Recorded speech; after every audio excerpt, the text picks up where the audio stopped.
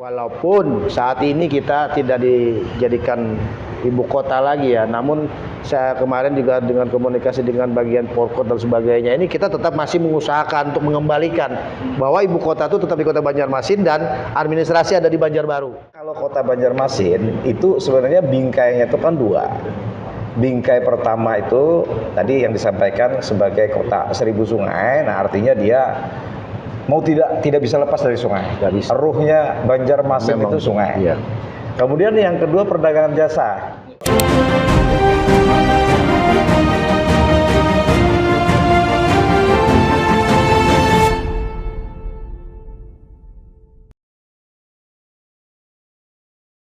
Assalamualaikum warahmatullahi wabarakatuh. Berjumpa kembali kita dalam ngopi ngobrol pinggiran akhir pekan, yang dialog yang diinisiasi oleh Jejak Rekam Media Online di Kalimantan Selatan. Kali ini kita masih dalam ekspedisi perubahan. Perubahan bicara soal kepemimpinan, bicara soal, sekali lagi, hari ini di ruang-ruang publik percakapan soal pemilihan kepala daerah atau pilkada di Kalimantan Selatan 27 November. Termasuk di Banjarmasin kita akan melaksanakan pemilihan wali kota dan wakil wali kota. Di hari ini di ruang-ruang publik misalnya bagaimana bertebaran sejumlah walaupun belum bisa disebut sebagai alat peraga kampanye, tetapi bagaimana kemudian orang tampil dalam rangka bagian dari menuju kontestasi sudah mulai muncul. Hari ini dalam edisi spesial kita bersama dengan Wakil Ketua DPRD Kota Banjarmasin yang juga Ketua Gerindra Kota Banjarmasin, Bang Haji Muhammad Yamin. Assalamualaikum Bang Yamin. Waalaikumsalam warahmatullahi wabarakatuh. Sehat ya Bang? Alhamdulillah wasyukurillah. Baik, terima kasih sudah hadir berkenan bergabung dalam podcast kita hari ini, podcast Jejak Rekam. Kemudian seperti biasa juga ada Bang Dr. Subhan Syarif, pengamat pembangunan, yang juga kalau kita bicara tentang kontestasi pilkada, beliau pernah menulis buku Seandainya Aku Jadi Walinya Kota Banjarmasin. Bang Dr. Subhan Syarif. Assalamualaikum Bang Subhan. Waalaikumsalam warahmatullahi wabarakatuh. Sehat hari. Alhamdulillah sehat. Betul kan? Seandainya aku menjadi wali kotanya, jika aku menjadi wali kotanya, walinya Banjarmasin. Bukan berarti wali kota. Bukan menjadi wali kota. Itu kan menarik waktu itu. Itu 2016 ya? 2015. 15 ya, Pas waktu Pak Ino pertama kali bercalon kan? Iya. Nah, jadi Bang Subhan, Bang Yamin, ini kan bagian dari ekspedisi perubahan yang sering kali kita diskusikan soal pemilu. Tapi sebelum kita masuk ke situ, saya ingin pertama ke Bang Yamin dulu. Siap. Bang, kan sebagai Wakil Ketua DPRD Kota Banjarmasin sudah 2 periode menjadi anggota DPRD Kota Banjarmasin, mau ke periode ketiga. Melihat Banjarmasin hari ini dalam segala dinamika pembangunannya, seorang Bang Yamin melihatnya seperti apa sih Banjarmasin hari ini? Iya. Sebelumnya mungkin kita menyapa dulu ya. Iya. Assalamualaikum warahmatullahi wabarakatuh. Waalaikumsalam. Selamat sore, salam sejahtera bagi kita semua. Ya alhamdulillah hari ini saya juga bersama Bang Subhan ya dan Bang Rasidi. Terima kasih ya undangannya ya hari ini ya, acara ngopi santai ya akhir pekan ya. Ngobrol apa pinggiran? Pinggiran ya, alhamdulillah. Jadi sebelum tadi sempat disinggung juga dari beliau bahwa Bang Subhan ini pernah mau ikut kontestan ya. Oh dulu 2019 ya? Iya, karena berkas beliau juga masuk di kita. Sempat kita baca rencana beliau mau jadi, ya kita sangat apresiasi, luar biasa. Itu bagus saya bilang. Nah, jadi saya sampai saat ini kan ini periode yang ketiga Pak ya. Artinya dalam kontestan pemilu kemarin kita berbarengan dengan pemilu presiden dan legislatif, DPR RI, DPRD provinsi dan kabupaten kota. Ya, alhamdulillah yang pertama bahwa puji syukur kehadirat Allah Subhanahu wa taala juga ya, semuanya bisa berjalan dengan baik, Bang. Iya. Dalam hal pemilu berjalan dengan baik, lancar, aman, damai. Dan juga sesuai harapan bahwa Bapak Prabowo Presiden, Mas Gibran jadi wakil presiden ya. Nah, dan juga mungkin kami di DPRD, khusus DPRD Kota Banjarmasin masih dalam posisi artinya partai pemenang, walaupun partai pemenangnya di urutan yang keempat. Jadi karena ada pimpinan ada 4 ya kan, ketua, wakil ketua, wakil ketua, wakil ketua. Kami di posisi yang keempat ya. Nah, melihat saya sudah menjalani yang namanya 2 periode itu 10 tahun. masa-masa saya sebagai wakil rakyat. Jadi saya memang melihat kondisi saat ini masih belum, saya rasa ya. Tapi saya rasa juga sudah bagus sih sebenarnya. Tapi masih merasa ada kekurangan-kekurangan yang apa ya, bahasanya sebagai kepala daerah itu keinginannya Banjarmasin itu bagaimana gitu. Dan memang banyak pembangunan infrastruktur yang saat ini berjalan dengan baik, tapi tidak terlepas dari yang namanya juga kita ini dijuluki Kota Banjarmasin Jasa dan Perdagangan, dan kita adalah pintu gerbang perekonomian di antara tetangga-tetangga kita, dan kita dijuluki juga sebagai Kota Seribu Sungai. Nah, ini juga saya sangat melihat juga Seribu Sungai ini sebenarnya ikon Banjarmasin yang sangat bagus sebenarnya. Namun saya masih merasa kurang sebagai kepala daerah, sebagai pengguna anggaran itu tidak terfokus dalam hal penanganan. Pertama mungkin saya lihat penanganan masalah normalisasi sungai. Terus juga terkait dalam hal penanganan drainase. Dan banyak hal lagi yang mungkin ya, dan saat ini, dan tidak memungkiri juga kita adalah kota Banjarmasin yang mendapatkan adipura kebersihan, tapi tahun kemarin kita hanya mendapatkan sertifikat. Berarti masalah penanganan persampahan juga masih turun, belum masuk. Nah ini akan turun, juga berarti kondisi kita tidak lagi mendapatkan adipura, tapi malah cuma mendapatkan penghargaan sertifikat aja. Artinya menurun dong penanganan dalam hal penanganan persampahan dan itu hanya kebersihan di Kota Banjarmasin. Nah, jadi memang pemerintah Kota Banjarmasin itu ada yang namanya kepala daerah, ada yang namanya DPRD Kota Banjarmasin. Karena DPRD sendiri kan mempunyai fungsi, hanya tugas ya. Ada 3 dia, ada penganggaran, ada legislasi, dan ada pengawasan. Memang dari segi penganggaran, pemerintah kota minta anggaran ke DPRD, ya kan? Nah, ini sebenarnya ya lagi-lagi saya juga beberapa periode yang saya jalani ini saya menekankan untuk masalah normalisasi sungai, terus masalah drainase, dan terus juga mungkin banyak hal yang masih merasa saya pemerintah ini masih kurang fokus untuk malah dalam hal penanganan Kota Banjarmasin. Namun tidak mengatakan Kota Banjarmasin itu tidak ada perkembangan, berkembang. Cuma mungkin yang bisa menilai juga kan masyarakat sebenarnya. Kita sebagai anggota dewan, sebagai orang yang memberikan anggaran dalam hal pembahasan dan sebagainya. Ini juga kadang-kadang bisa terjadi miss. Kalau saya lihat beberapa kejadian-kejadian yang pernah ini kok nggak ada anggarannya, kok tiba-tiba muncul, ya kan? Itu kan sering terjadi ya kan. Nah, ini juga yang sebenarnya harus dibangun dari seorang kepala daerah. Di situ ada namanya juga wali kota dan wakil wali kota, dan ada juga sekda sebagai ketua tim TAPD yang selalu rapat dengan kita bersama-sama. Tapi tidak serta-merta hanya seorang ketua TAPD itu adalah sekretaris daerah, Pak ya, Bang ya.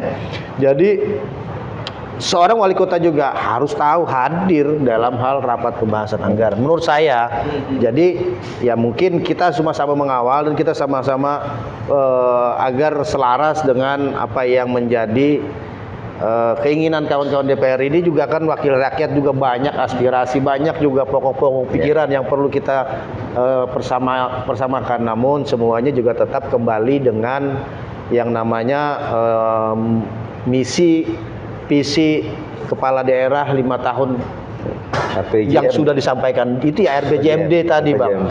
Nah, ini juga harus selaras. Jadi pokok pikiran itu sebenarnya bisa aja dengan bersamaan juga dengan apa yang sudah di RPJMD kan. Nah, ini bukan berarti tidak terlaksana, tapi bisa terlaksana juga. Nah, sekarang ini banyak trotoar apa dan sebagainya yang sudah dilaksanakan oleh kepala daerah kita.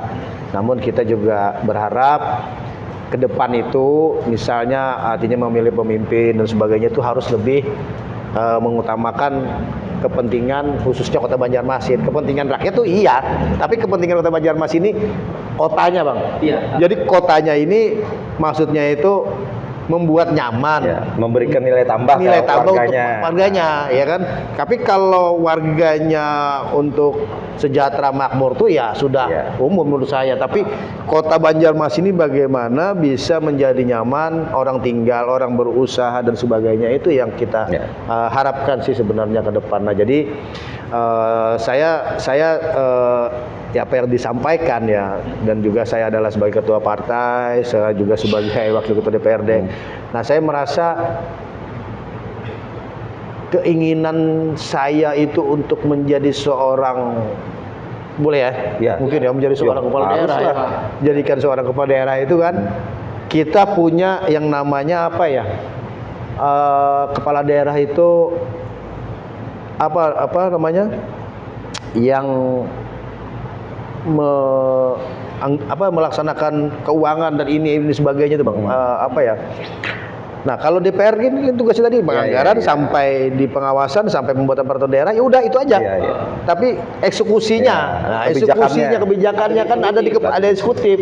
Nah, ini membuat saya ingin terjun ke eksekutif ini tadi yang Ayo lebih powerful lah kekuasaannya. iya kan. powerful. Namun semua ini tetap kita bagaimana dengan DPRD ini bisa bersinergi. Maksudnya kita gak ada gontok-gontokan, tapi kita bersinergi. Yuk kita buka aja. Ya. Apa sih mau Banjarmasin ini? Kamu mau apa DPR? Kamu maunya pokir kamu bisa terlaksanakan misalnya. Ya ayo, tapi kita sesuaikan dengan janji kita kan gitu. Maksud saya itu yang membangkitkan keinginan saya sebagai warga orang Banjar lah ya, untuk ingin mengikuti yang namanya pilkada ini nanti yang akan dilaksanakan di akhir tahun ya, akhir tahun ya, November ya tahun ya kan 2024 ya. Ya namun saya bilang semua itu juga kita pasti punya pimpinan. Ya. Partai politik ini kan ada kota, ada kabupaten, ada provinsi, ada di pusat. Nah ini kita selalu harus komunikasikan dengan baik ya, jangan sampai tidak baik, karena terutama juga Banjarmasin ini ke depan terutama Banjarmasin ini juga akan menjadi yang namanya penyangga ibu kota. Nah ini kita harus bagaimana kan? Jadi tidak bisa biasa-biasa saja. Ya tidak bisa kita. Apalagi kehilangan gelar kan. Iya. Nah, IKP udah nggak dikampanye betul. lagi. Dan kita sebenarnya gini Bang, saya juga berkeinginan kita ini khususnya, maaf saya juga dari partai politik ya. Saya mempunyai wakil yang namanya anggota DPR RI. Iya, iya. Khususnya Partai Gerindra yang terpilih. Dari sebelum-sebelumnya itu juga saya terus komunikasikan apa yang bisa diberikan untuk Kota Banjarmasin, bukan untuk Kalimantan Selatan. Kalimantan Selatan ada orangnya yang ngurus. Kita ngejar punya kita, kota kita, bagaimana kita bisa minta support dan minta dukungan dari kawan-kawan anggota legislatif di DPR RI. Karena juga mereka punya fungsinya tadi kan penganggaran, pengawasan, dan pembuatan peraturan daerah. Nah berarti segala sesuatunya turun dari pusat. Iya, iya. Ya oke lah kita PAD kita misalnya minim, tidak bisa memaksimalkan yang saat ini terjadi di 2023 kita memiliki target sebesar 700 miliar, cuma hanya dapat 65% lah ya, kurang lebih ya tidak tercapai PAD-nya kan. Terus kita anggarkan 2024 itu sekitar 800 miliar, juga sampai sekarang baru terlihat hanya ini di pertengahan tahun, Pak. Bahkan menyisakan hutang lagi kemarin. Dan nah ini makanya memang pemerintah itu juga harus benar-benar membudgeting dan berkesesuaian. Makanya kami kawan-kawan khususnya di DPRD meminta namanya kajian, Bang. Kajian dalam hal untuk PAD. Tidak serta-merta anggota badan anggaran itu hanya kamu sekian. Tetapkan angka segini gitu. Kalau kamu tidak mampu, ini loh ujinya. Iya. Iya kan? Iya. Ini loh Ada ada dasarnya. Jadi kita tidak serta-merta untuk menekan di APD untuk mendapatkan PAD yang besar. Kalau memang tidak mampu ya kita semampunya. Ini yang harus dijalin komunikasi yang baik, karena kepala daerah dengan DPRD itu adalah bagaikan sepasang suami dan istri, dia saling mendukung dalam hal program pembangunan Kota Banjarmasin. Mungkin sedikit Bang. Jadi tidak bisa sendiri, eksekutif sendiri, legislatif sendiri. Bisa, Inilah bentuk Bang. kemitraan. Ya. Saya ke Bang Subhan. Bang, ini kan menarik sampaikan Bang Yamin. Hanya berangkat dari pencermatan ada problem di Banjarmasin yang harusnya, kata Bang Yamin tadi kan, ini bisa diakselerasi, bisa dipercepat nih. Tadi menarik juga soal Banjarmasin diidentifikasi sebagai kota 1000 sungai. Tapi bagaimana penataan sungainya? Bagaimana normalisasi sungainya? Kan kalau kita bicara sungai, ada bicara soal estetika, ada bicara soal fungsi. Rasa-rasanya Bang Yamin, banjir Januari 2021 itu kan tidak pernah bayangkan kan Bang Yamin? Itu kan sesuatu yang luar biasa. Nah, saya ingin ke Bang Subhan. Bagaimana kita ingin mengelaborasi itu? Kita sebagai publik, sebagai masyarakat Banjarmasin yang hidup dan beraktivitas di Banjarmasin, tentu kan punya harapan, Bang. Banjarmasin ini ditata dengan baik, ditata dengan konsep, berbasis pada persoalan, bagaimana menganalisis persoalan. Kalau tadi kata Bang Yamin, kalau ada target PAD, bagaimana mencapai target? Harus kan ada jalan di situ, kan, Bang.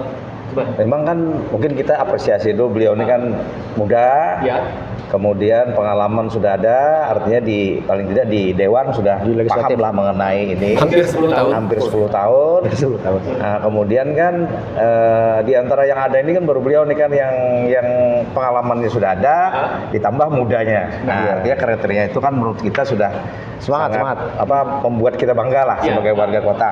Dan kita terima kasih beliau hadir hari ini. Nah, itu kan artinya ini kan mulai membuka kotak Pandora bahwa seorang calon itu harus berani tidak hanya menempelkan foto-fotonya, tapi harus berani menyampaikan apa yang ada di kepalanya, ada yang pikirannya segala macam. Nah, tadi sudah disampaikan kan beberapa hal penting, dan kita pada dasarnya sebenarnya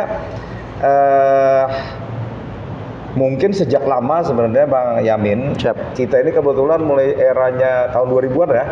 2000-an gitu profesi kita tuh kadang ada yang menyebut pengamat kota, tapi paling banyak tuh menyebut kritikus kota. Kritik gitu kan. Nah, jadi memang kalau kota Banjarmasin itu sebenarnya bingkainya itu kan dua. Bingkai pertama itu tadi yang disampaikan sebagai kota 1000 sungai. Nah, artinya dia mau tidak bisa lepas dari sungai. Ruhnya Banjarmasin itu sungai. Kemudian yang kedua perdagangan jasa. Nah, kemudian dia punya ruh, tapi untuk memenuhi kebutuhan menjalankan ruhnya ini, dalam tanda kutip beraktivitas, itu perlu makanan. Dari mana makanannya kan? Untuk dia menjaga keseimbangan segala. Itulah lalu muncul perdagangan jasa untuk menghidupinya. Sungai dan perdagangan jasa. Nah, dua bingkai inilah yang harusnya menjadi pengikat, dan ini kemudian diturunkan di dalam visinya Kota Banjarmasin di RPJP kalau tidak salah. Ada dua, kota sungai dan gerbang pintu gerbang kota. Kita ini kan gerbang ekonomi bukan pintu gerbang, tapi kota yang pertumbuhan ekonominya tuh menjadi terunggul se-Kalimantan kan ada di dalam kilasan. Saya lupa apa istilahnya, dulu pernah kita tulis mengenai itu.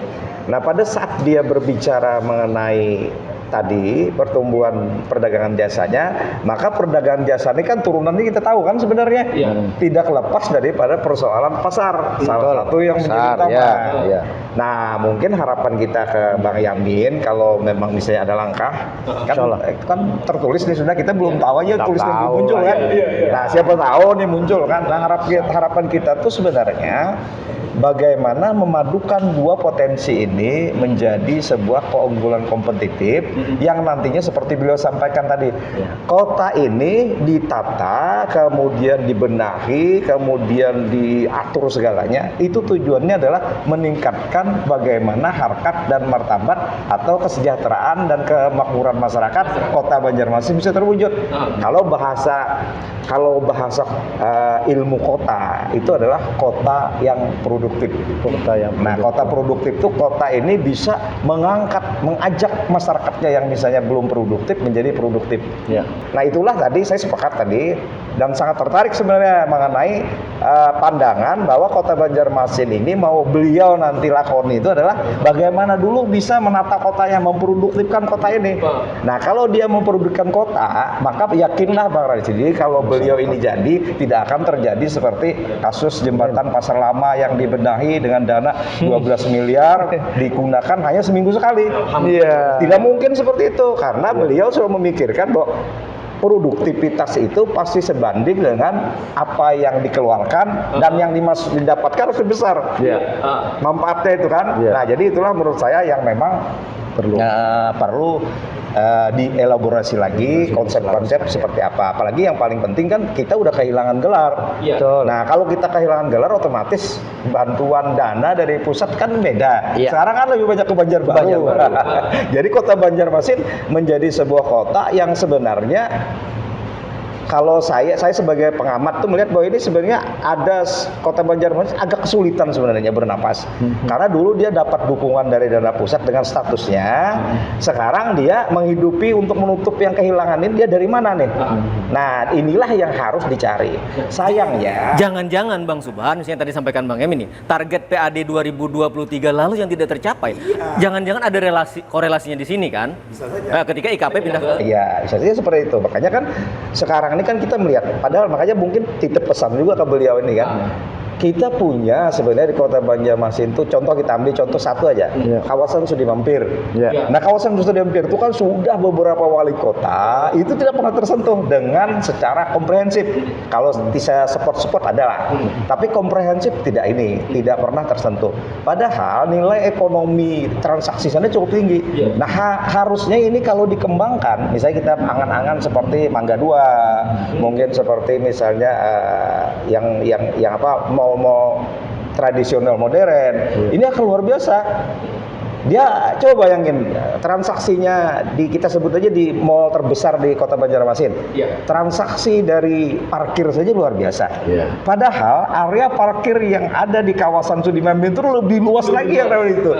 Cuma memang sampai saat ini kota Banjarmasin tuh belum punya grand besarnya atau mungkin roadmap Grand Design ya? Grand Design roadmap-nya mengenai kawasan itu melalui hulu hilirnya. Nah, bahkan kan kita pernah kebetulan mendalami di situ Bang ini kita kan pernah membuat ilustrasi itu, dan itu pernah kita serahkan ke Pak Ibnu itu dokumen segini, kita serahkan bahwa kawasan itu kalau dibuat misalnya kita seperti ini. Kalau dilihat dari atas tuh Pak Amin, itu jalan-jalan di kawasan itu jalan yang unik. Jadi kalau kita misalnya paling gampang kita ambil di situ harapan sapinya Madura misalnya. Orang Rombasan itu kita tutup dalam tembok tertentu, di atasnya lantai 2 rata-rata kan orang menonton itu sama dengan Matadornya di Spanyol, bisa diolah. Kalau mau dibuat balapan go-kart atau mobil kendaraan itu bisa dilakukan. Misalnya diambil waktu tertentu pada saat mereka libur berdagang. Malam kan hampir kosong di situ kan, ada aktivitas kan. Nah, malam tuh bisa diproduktifkan. Nah, itulah yang tadi saya sangat sependapat dan mendukung tentang pikiran beliau bahwa kota ini harus menjadi sesuatu yang produktif, memberikan nilai tambah bagi masyarakat manfaatnya. Nah, itu luar biasa itu. Saya kembali ke Bang Yamin. Bang Yamin, tadi Banjarmasin kota 1000 sungai. Kata tambahannya lagi misalnya kita ini kan memiliki karakteristik yang tidak dimiliki oleh daerah lain, kabupaten lain. Satu, kota sungai, yang kedua kota dagang dan jasa.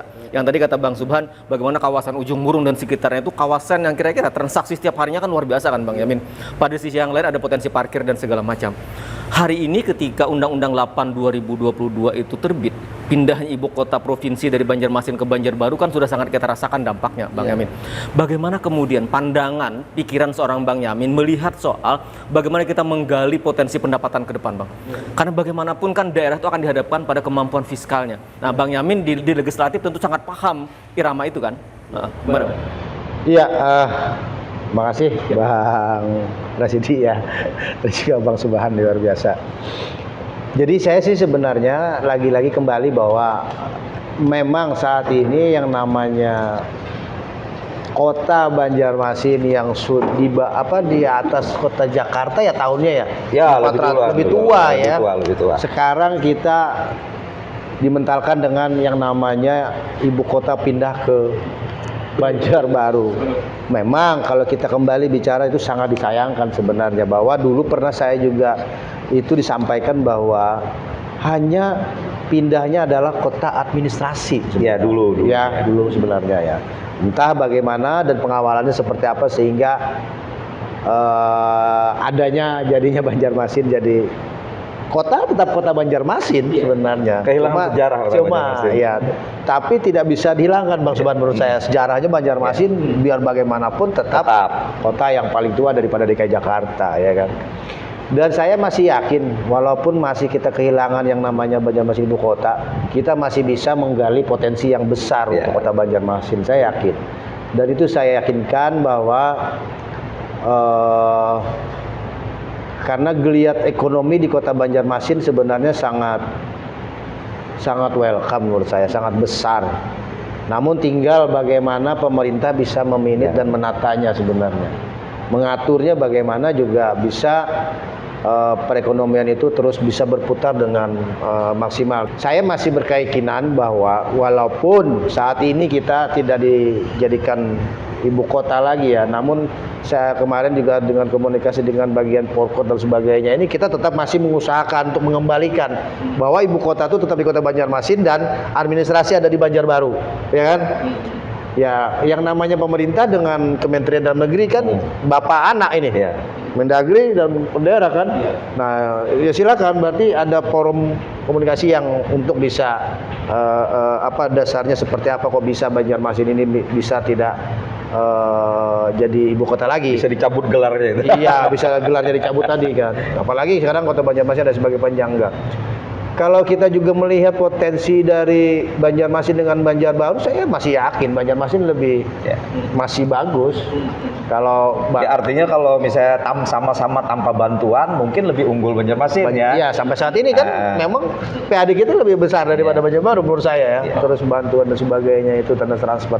Nah, kalau melihat potensi masih banyak, potensi selagi-lagi kita bisa mengelola kota Banjarmasin ini bagaimana, karena tadi adalah jasa dan perdagangan, bagaimana wisata kita juga bisa meningkat nantinya ke depannya ya. Jadi menarik orang datang ke daerah itu juga pasti akan menimbulkan dampak ekonomi yang tinggi kan. Nah, jadi bagaimana tinggal mengelola aja sih sebenarnya Bang Subhan. Karena konsep-konsep kita juga memang nantinya kita akan undang beberapa pakar pengamat dan sebagainya untuk bisa membantu merembukan kota Banjarmasin, karena tidak bisa kita memikirkan sendiri. Betul. Ini perlu kayak Bang Subhan. Saya tidak anti kritik Bang. Terus terang Bang Subhan, saya tidak anti kritik dan saya sangat senang kalau orang memberikan saran, pendapat, masukan, itu sangat penting bagi saya. Karena tidak bisa kita pecahkan sendiri, tapi kita harus bersama-sama.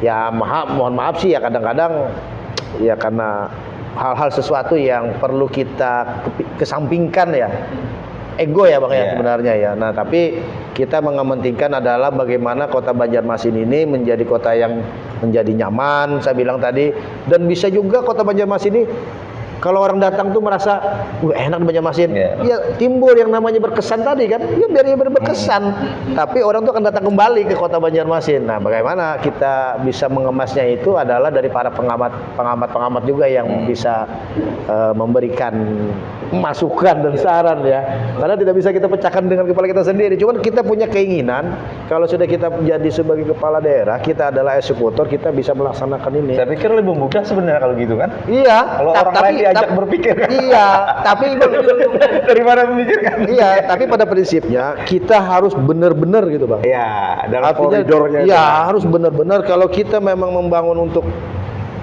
normalisasi sungai, misalnya contohnya normalisasi sungai, terus penanganan persampahan, ayo, benar-benar ditangani gitu loh maksudnya. Artinya memang bukan mengatakan ini tidak ditangani, tapi masih merasa agak kurang. Jadi bagaimana ini bisa lebih baik lagi, ya kan? Kalau saat ini saya dengar apa namanya itu bank sampah ya, bang bukan udah lama bang sampah itu, bukan bank bangkrut bukan. Ya kan masyarakat juga itu kan bagaimana dia bisa menjual sampahnya, plastik dan sebagainya. Dan saya akui bahwa Banjarmasin itu mendapat penghargaan bebas plastik. Tapi sampai sekarang plastik masih ada kok. Jadi bukan plastik itu menjadi permasalahan menurut saya Bang. Harusnya bisa diproduktif, tapi jadi unsur nilai produktif. Dia bisa diolah lagi. Bisa ya kan? Itu. Kalau acil-acil di warung itu kadang-kadang susah juga ya kalau ada plastik. Iyalah. Ya kan? Sebenarnya bagus sih bagus, tapi bukan karena plastik ini juga yang Kalau menurut saya, kalau memang dikelola dengan baik-baik, bisa memberikan nilai tambah. bisa jadi nilai Nah, tambah. ini kita suka kan? Artinya semangatnya adalah bagaimana meningkatkan ada nilai tambah, dan ada poin penting dari Bang Subhan yang sampaikan Bang Yamin. Bagaimana membangun kota ini kan berkolaborasi, tidak bisa sendiri. Nggak bisa, memang harus kota, provinsi, dan pusat. Itu harus selaras, harus sejajar. Artinya apa? Harus apa Bang ya? Bersinergi ya. Saling ngisi. Loh, sekarang ini saya bingung Bang. Kita ada namanya peraturan ya. Iya. Kok Banjarmasin, kafe-kafe sekarang kok tiba-tiba provinsi kok bisa keluarin? Ini wilayah Banjarmasin. Kadang-kadang juga bingung juga kadang-kadang. Provinsi ngeluarin. Iya. Artinya peruntukan itu kan memang untuk kafe misalnya, tapi kan ada juga yang rame-ramenya. Iya. Ya, tapi ya kita inilah ya. Tapi itu nanti kalau saudaranya ke depan, Harus apakah diatur ini. ya nanti kita bisa maju ikut dalam kontestan, ataukah kita nanti akan masih berjabatan dengan wakil ketua DPRD kan gitu? Karena biar Karena Gerindra masih tetap jadi pemenang. tetap jadi pemenang keempat, tetap jadi akan wakil ketua DPRD. Artinya tetap anggaran di DPRD. Karena saya sering mimpin rapat kan gitu. Terakhir saya ke Bang Subhan. Bang, artinya disampaikan Bang Yamin. Terakhir berarti ya. Iya. Terakhir ya, panjang lagi. Saya ke Bang Subhan. Bang, artinya kan memang yang kita butuhkan itu adalah bagaimana gagasan ke depan, melihat masalah dan ada gagasan menyelesaikan masalah. Itu yang kita tunggu. Karena pilkada ini kan bukan tebak-tebakan siapa yang akan kita pilih kan. Nah, kita inginkan itu, Bang. Artinya kemudian sekali lagi, Bang Subhan, kita punya harapan besar bagaimana Banjarmasin ke depan itu dengan segala improvisasi dan kreativitas kepala daerah, siapapun yang nanti ditakdirkan menjadi kepala daerah, bisa membawa Banjarmasin menjadi lebih baik. Tadi kata Bang Yamin, memiliki nilai tambah, nilai manfaat, membangun dengan sinergi. Bang, Saya pikir kan saya sudah 100% sepakat sebenarnya dengan Bang Yamin mengenai sebenarnya yang diceritain tadi, kalau kita tarik itu kan sebenarnya memproduktifkan kota. Sehingga kota ini bisa memberikan nilai tambah bagi masyarakatnya. Nah, tadi diambil contoh misalnya sampah plastik. Nah, sampah plastik kalau misalnya nih yang banyak dikumpulkan, kemudian ada yang melatih dan kemudian membuat itu menjadi hiasan-hiasan, kap lampu, bahkan gelas-gelas seperti ini, itu kan akan menjadi Diolah hasil lagi. Nah, problem kita ini kan mensinergikan itulah yang masih belum punya. Misalnya Kota Banjarmasin belum memiliki misalnya tadi hal-hal yang berbau hulu hilir bisa diajarkan ke masyarakat. Nah, kan seperti itu. Nah, jadi kan mungkin kalau hemat kita tuh sebenarnya tadi wisata misalnya.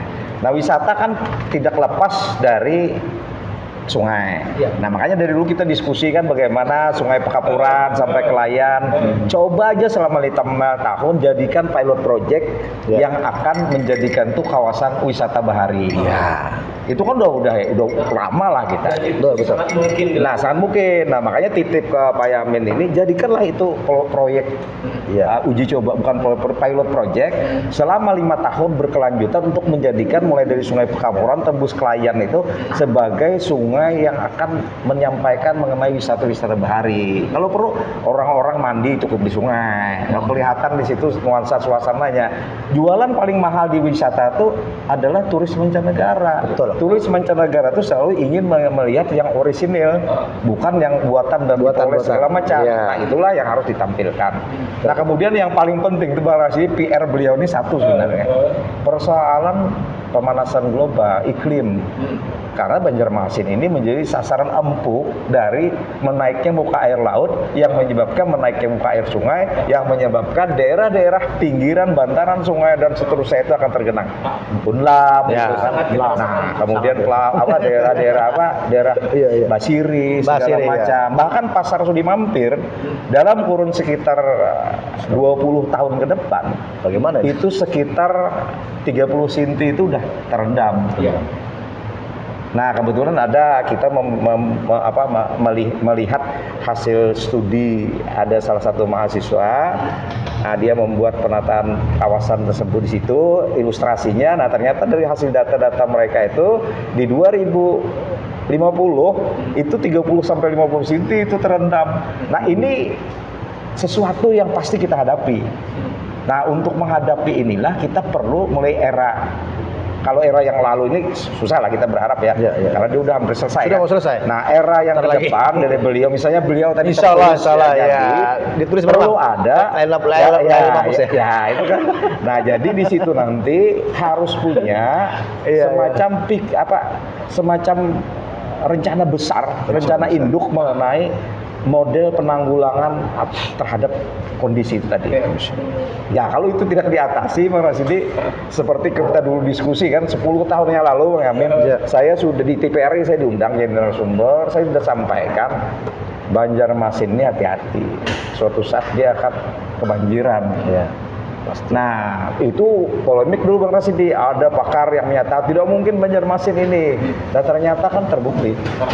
Nah, jadi kan akhirnya 10 tahun itu terbukti bahwa hipotesis kita yang menyatakan di tengah pahitnya derita kita, ternyata hipotesis kita yang menyatakan bahwa Banjarmasin itu sebenarnya rentan terhadap banjir terbukti. Nah, jadi kita harapkan ini jangan lagi terulang di 10 tahun ke depan atau 5 tahun ke depan. Nah, lalu perlu adalah tugas baik kepala daerah yang akan datang, Yamin nanti mungkin menjadi wali kota atau ketua DPRD Dewan, itulah PR besarnya. PR besar. Jadi ada banyak problem terus soal lingkungan. Kondisi lingkungan kita yang hari ini tidak baik-baik saja, ke depan tentu akan menjadi sebuah masalah. Banjarmasin itu kan 2 serangan Bang Resi. Serangan hulu atas, dan hilir. Iya. Penutup saya ingin ke Bang Yamin lagi. Bang, Kalimantan Selatan, Banjarmasin, tadi kan Bang Yamin juga dahulu menyinggung soal kita ini adalah gerbangnya IKN. Ketika nanti pada saatnya IKN itu betul-betul pindah ke provinsi Kalimantan Timur di sana misalnya, maka posisi Banjarmasin sesungguhnya di posisi yang sangat strategis.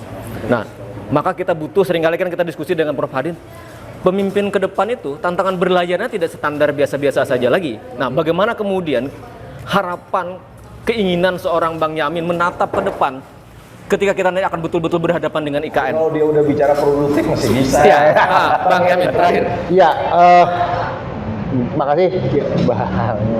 Lupa terus. Jadi memang ke depan ya, siapapun pemimpin sebenarnya memang harus memiliki aksi yang nyata sebenarnya. Aksi yang nyata, bukan hanya janji manis, bukan retorika. Bukan hanya seperti janji manis saja. Ya, artinya kita harus berani berubah, berarti kita harus siap bertindak. Apa yang mau kita lakukan? Artinya kita juga harus berpikir bagaimana kerja yang cerdas. Makanya hasilnya akan nanti nyata. Yang kita terima apa ya nantinya, ya kan?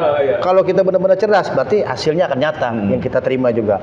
Nah, makanya di sini kita juga harus sebagai nanti siapapun nanti kepala daerah, kita harus berpikir bagaimana kita harus jujur gitu. Jujur dalam hal pembangunan ini supaya benar-benar jalan dengan ini menarik dengan bagus bicara jujur itu, ya kan? Berarti ada yang tidak jujur ya. Kalau Bang, gini Bang, kenapa yang tidak bicara dari jujur tadi gini ya? Karena apa tadi? Kasih anggaran, kok tiba-tiba nongol. Ini yang juga bingung. Harusnya berseri loh ini. Betul, kadang juga harus berseri.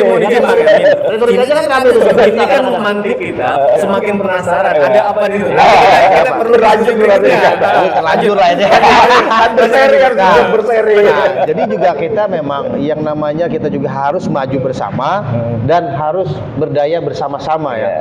Dan intinya dalam membangun bersama, melayani sepenuh hati ya. Kita harus benar-benar dengan hati yang tulus dari ikhlas ya. Nah, jadi karena dengan hati tulus ikhlas maka akan lahirnya namanya kesejahteraan untuk semua masyarakat kita ya mungkin ya. Nah, oleh karena itu maka juga kita harus berkarya yang nyata ya. Nyata apa karya kita, apa nanti yang kita inginkan, apa yang kita buat untuk di Kota Banjarmasin ini. Lingkupnya nih Kota Banjarmasin dulu. Kalau Kota Banjarmasin ini kita buat bagaimana nyamannya, pasti akan hasilnya juga akan nyata untuk masyarakat kita kan, untuk untuk kemajuan masyarakat kita ya mungkin ya, kemajuan ya apa atau peningkatan kualitas hidup nantinya ya kan, penanganan persampahannya, kebersihannya, SDM-nya dan kemiskinannya, pelayanannya dalam hal melayani masyarakat, semuanya itu kan memang harus yang memiliki pemerintah yang berkualitas kan Bang. Termasuk kalau tidak salah 4 besar dalam hal narkoba. Nah, di Indonesia. Itu kan PR-nya berat. PR juga itu. PR berat itu. Jadi artinya kita ingin pemerintah itu pemerintah yang berkualitas kan, dalam artian masyarakat itu supaya bagaimana dia bisa bahagia dalam birokrasi kan, yang pasti yang efektif Bang ya. Dan tadi disinggung juga masalah narkoba ya. Saya sebenarnya mohon maaf, Banjarmasin ini sekarang dalam bahasa waspadanya ini saat ini apa namanya itu? Sudah. Obat tulang ya? Obat Iya. tulang ya? Apa obat tulang itu ya? Jinet ya? Pak? Iya, iya. Nah, Semuanya lah. itu juga sangat memprihatinkan menurut Ngelem. saya. Kita kan, Sangat nah ini memprihatinkan. kapan-kapan Bang Rasidi kita perlu ajak beliau nih masuk. Mudah-mudahan nanti beliau berkenan. Iya. Karena ada jadi, pengalaman jadi menarik. mungkin kalau bisa nih kan kalau beliau berkenan buat seri kedua, Siap. nanti kita ajak Langsung langsung ya. melihat Ya. bagaimana orang melakukan ngelem itu di jalan-jalan umum. Ya. Nah itu kan menarik tuh. Makanya kami juga masih artinya sampai saat ini kan kita ada memasang pertama Banjarmasin Maju. Ya. Ada kita memasang mesos Banjarmasin menuju ke perubahan, Banjarmasin maju, Banjarmasin lebih baik. Iya. Ada juga kita membuat kadang-kadang di mesos Banjarmasin berkesan. Iya. Ya kan? Ya itu kan dari menurut saya pribadi semua itu terangkum sebenarnya. Artinya kalau kita mengatakan bahwa Banjarmasin berkesan, misalnya Banjarmasin kotanya yang dan birokrasinya bersih kotanya bisa juga ya kan. Artinya kalau ramah pelayanan bisa juga, terus kreatif ekonominya. Artinya dengan sinergi pemerintah ya pasti sinergi kan. Kalau Jadi, DPR dengan jadi kalau orang daerah. Banjarmasin masih berkesan, Ya, melihat berkesan. dari segi gadis-gadisnya, Iya. melihat dari segi harganya yang murah, Iya. makanannya yang enak, dan berbagai macam lah. makanya ada tema juga berkesan itu diantaranya itu tadi dengan kata-kata itu ya tadi saya bilang tadi ada bersih kotanya, ramah pelayanannya, kreatif ekonominya, habis itu sinergi pemerintahnya, aman warganya, nyaman lingkungannya. Kalau semua itu sudah berkesan, ya Banjarmasin menuju ke perubahan. Banjarmasin itu Banjarmasin yang maju, Banjarmasin yang lebih baik. Bukan mengatakan kota Banjarmasin di masa kepemimpinan Pak Presiden tidak baik, baik. Artinya semua baik. Ya, kurang-kurang Tapi sedikit kita lah. kan yang namanya pergantian kepemimpinan harus membawa Banjarmasin itu lebih Baik, baik. ya. Banjarmasin itu yang lebih maju kan gitu. Stagnan apalagi mundur. Yang kurang Iya. ditutupi, yang sudah baik diperbaiki. Iya, lagi. artinya Banjarmasin yang saya bilang berkesan tadi, kalau orang datang ke sini kesannya ada gitu. Dan pengen kembali. Iya. Kalau perlu pengen tinggal, tapi kita kan memiliki luasan hanya 90 km persegi, 98 km persegi. Ya kita berharap pemerintah pusat memahami ini bahwa Banjarmasin ini kalau bisa ditambah-tambahin lah. Itu kan nanti gimana seperti apa gitu kan. Banjar Bakula Karena lah. sudah padat nih kan Banjar Bakula padat kita ini Bang. Ya kan kalau Barito Kuala lihat luas kan. Ya. Mestinya tapi Habil Bakti penduduknya segala masuk kecil. ke sini. Ya, ini kan itu hanya aja. Iya, Pak. Bang Yamin, Bang Subhan, menarik diskusi kita, obrolan kita di Ngopi kali ini. Tapi setidaknya ada hal yang tadi kemudian memantik pertanyaan besar yang kita berharap kita akan lanjut nih nanti bagaimana. Sedangkan tadi ketika beliau menyinggung soal kata jujur, ini menarik nih. Ada apa dengan diksi Ada itu? apa dengan Tentu kan diksi seorang Bang Yamin wakil ketua Iya, DPR, pengalaman melihat ketika ke dalam melontarkan ada. itu kan tentu ada hal yang kemudian bisa kita diskusikan. Terima kasih Bang Yamin atas waktunya, kesempatan sore ini. Bang Subhan, terima kasih juga. Dan sekali kita berharap ini adalah bagian dari ikhtiar kita untuk bagaimana menatap Banjarmasin ke depan. Kira-kira seperti itu. Terima kasih sekali lagi dan demikian tuntas sudah kebersamaan kita dalam Ngopi kali ini, ngobrol pinggiran akhir pekan soal ekspedisi perubahan. Terima kasih, selamat sore dan wassalamualaikum warahmatullahi wabarakatuh.